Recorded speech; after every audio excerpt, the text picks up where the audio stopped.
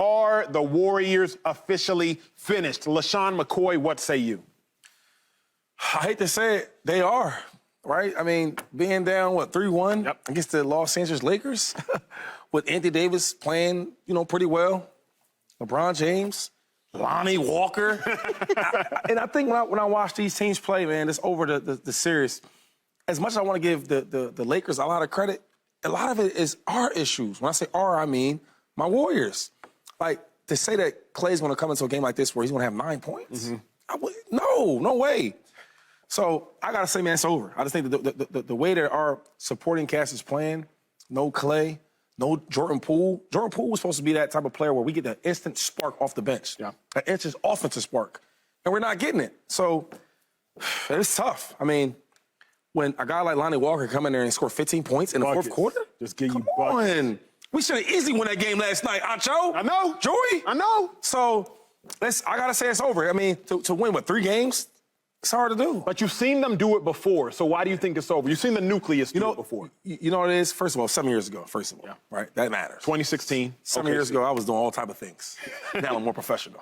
I just think that when I look at just them and now to back then, I don't see it. I don't see the consistent effort every game, right? Even like the shot selections. Before we seen Klay shoot some crazy shots, Poole shoot some crazy shots, but still like in context of, all right, still playing hard.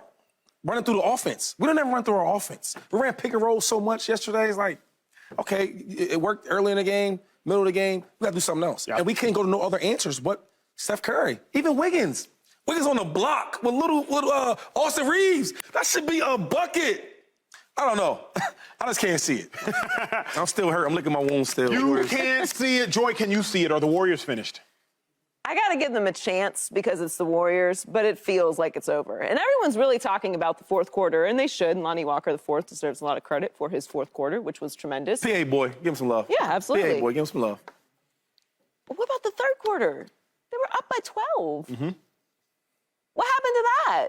So we always want to focus on how the game ends, and that's when all the excitement happens and it's crunch time and all that. But you want to talk about they should have won that game. Yeah. They had a significant lead in the third quarter. And then usually that's a lead that the Warriors then avalanche build on, right? That's that feeling of anxiety you get when you play the Warriors. They get this little bit of lead, and then boom, boom, 2 threes. Now it's out of reach. Yeah. Now you're playing catch up the entire time. You've got to play perfect down the stretch. You've got to hit a couple big shots to get back in it. And they put this stranglehold. They just put the clamps on you, and you can't get back in the game. They don't feel like they have that energy right now. And it's all Steph. And Steph is a tremendous player, but nobody can do it on their own. And it's not that he doesn't have the players who are capable of doing it. They're not playing up to the level that they need to be playing. They're not playing Warriors basketball on top of all of that. One of the things about dynasties and teams that are consistently great is that they don't beat themselves. Right. They don't make unexplainable mistakes. They're not wild. They're not throwing the ball away. They're not making decisions that you can't explain, not just because you're having a bad moment. It's because you just know better. You have so much experience. At this point in the postseason, experience is supposed to be kicking in. Okay, the shot's not falling. Let's find another way to score. Yeah. Okay, we're making mistakes. Let's take a deep breath. Everybody relax, chill, stop throwing the ball away, take care of the ball. Bad fouls, not making good defensive adjustments.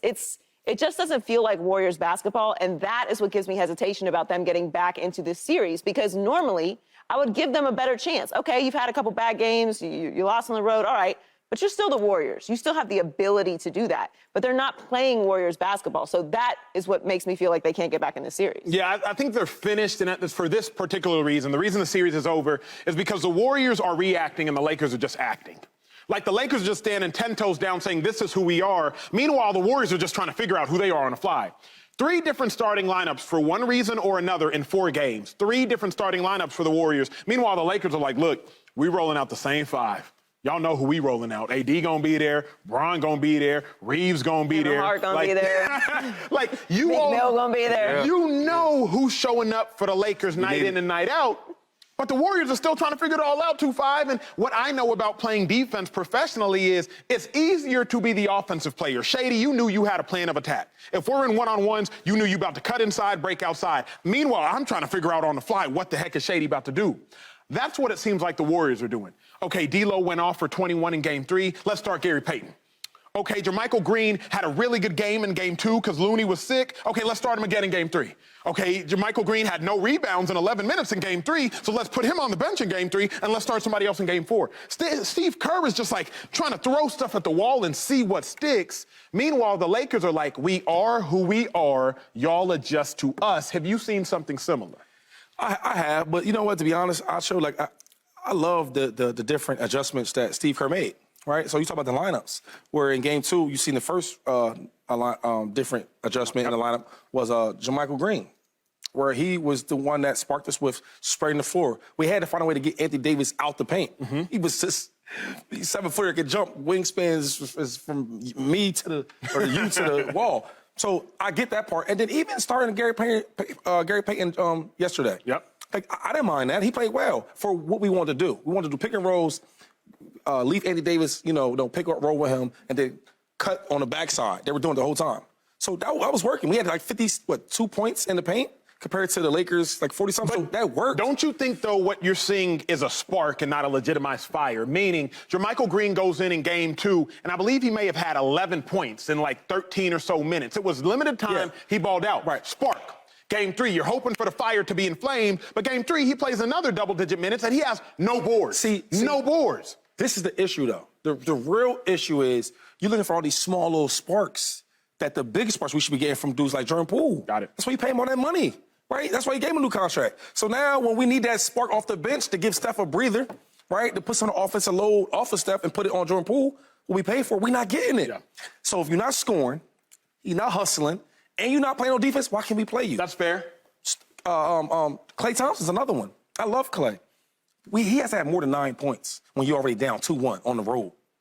You get what I'm saying? Yep. So when you want to pick up all these different lineups, all these different reasons, it's really the main core guys. And our main core is Steph Curry, Draymond Green, Jordan Poole, Klay Thompson, Andrew Wiggins. Those guys have to be the ones to go out there and win it. You could be surprised that Jordan Poole and Klay Thompson have been playing this poorly, particularly Klay Thompson, because over the course of the regular season, he was playing well. Meanwhile, Jordan Poole kind of struggled. I had a lot of faith and still have faith in Jordan Poole, so I am surprised he's not playing well. I know, an excessive amount. But, Joy, what's your biggest surprise, Warriors-Lakers? It's 3-1, which is relatively shocking to most basketball fans. What's the biggest surprise for you in the series? I'm going to go positive and say Anthony Davis.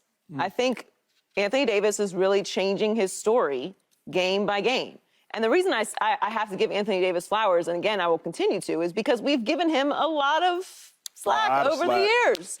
We've really put on him his inability to stay healthy, his inability to be consistent and step up in big moments, and he has. Now, offensively, he's been a little up and down, but defensively, he's been consistent. And last night he broke the code, had back-to-back 20-point games, hadn't done that throughout the series, and that was really a big part of it. He didn't have a great second half, but they were able to build on the consistency of his defense and what he did in the first half. Yeah. So I think Anthony Davis, we talked about this a lot. He was going to be the key when LeBron was out. He was. He was going to be the key to this postseason success because LeBron is not the same type of player that he was in the past. And Anthony Davis needs to step up and be that dominant presence that we believe that he can be when he's healthy, and he has. Biggest surprise, Shady, when you think about the series? I know you have the Warriors winning it. I believe you might. Well, no, now you've a little bit changed your opinion. So you got to be shocked that the Lakers are up 3-1. Yeah. What's your biggest surprise in the series? I think it's our offensive weapons. I got to say that. I mean, because like people, we were talking before the show about Draymond Green not bringing the offense. I'm like, well, for what we want for Draymond Green, it's not always offense, right? I'm used to seeing this Draymond. I like effort. I like hard defense against Anthony Davis, pushing the pace. I could take that with Draymond Green. But I can't take is Jordan Poole not even being consistent on offense. So everybody's like, wow, we ain't playing only 10 minutes. What we going to do with him? He's not scoring. He can't cover. You can't play. He's not creating. He's out of control. But, Shady, I can't excessively criticize somebody who only got 10 minutes of burn. Like, he only shot 4 shots when you talk about Jordan Poole. So it's like my bandwidth to criticize Jordan Poole has to cease to an end because he only played 10 minutes. I can't criticize him for that. Hey, so I guess you're just talking about this game. We're not going to talk about the previous games. But cool. Let's talk about this game. They pulled him. Yep. Do you know why they pulled him? He was struggling. Turnovers, I think he had 2 turnovers in the 10 minutes. He turned the ball over. So at his last turnover, Steve said, oh, that's it. Oh, that's it. Get him out of here. But in any basketball, I guess this is the NBA. They make a lot of money, so you think no matter how bad a player plays, even on our sport, football, no matter how bad a guy plays, if he's getting paid that money, he has to play. But when you in the playoffs, you in the series, you can't overly keep doing the same thing. It's insanity, right? Yeah. Same thing. Expecting the results. So that's what he's doing. He hasn't been effective or aggressive all series. His last 3 was game 1, Acho. Here's my issue, though. His last 3, here's what I'm saying, though. His last made 3 was in game 1. But let me say this. My biggest issue is you gave Klay Thompson played Joy 41 minutes. Okay. He had 9 points. I believe he went 3 of 9 from the three-point line. 41 minutes, 9 points. Right. Klay Thompson is not playing high level nor elite defense. He's not. And offensively, he was atrocious last night. I agree. The game before, he had more turnovers than made field goals. Yes, he did. 6 turnovers, 5 field goals made. So I don't know how you can blame. Yeah. What is the difference? One guy will attempt to play defense. The other guy won't attempt at all to play any defense. As much as you want to say that about Klay Thompson, and he hasn't been great defensively, but he's playing solid defense, right? Where Jordan Poole, you put Jordan Poole and Steph on the floor, somebody got to cover. Somebody got to cover. One dude is not covering that well, but he's also giving you a triple-double. Yeah, that's Steph. 30-point triple-double. That's Steph Curry. And the other dude is not covering. He turned the ball over. He's shooting all type of Hail Mary shots, missing. You get what I'm saying? You got to give me something. I hear you. Got to give me something. I hear you. I need more than some hope. Come on now. And that's all you're getting right now from Jordan Poole is hope. Well, the Warriors, they got a lot of hope that they can come back from this series. Subscribe here to get the latest from Speak, and go watch a few segments from our other shows on FS1.